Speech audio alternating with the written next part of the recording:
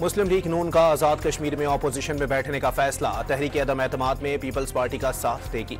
सदर जरदारी को फैसलों पर एतमाद में ले लिया। मुस्लिम लीग नून और पीपल्स पार्टी रहनुमाओं की मीडिया से गुफ्तगू।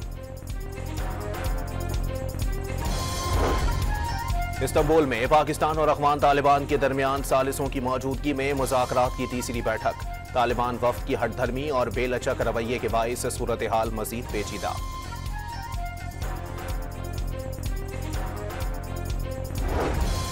ढाका में 20 साल बाद पाक बंगला ज्वाइंट एक्शन कमीशन का नवा इजलास। पाकिस्तान की बांग्लादेश को कराची पोर्ट के इस्तेमाल की पेशकश।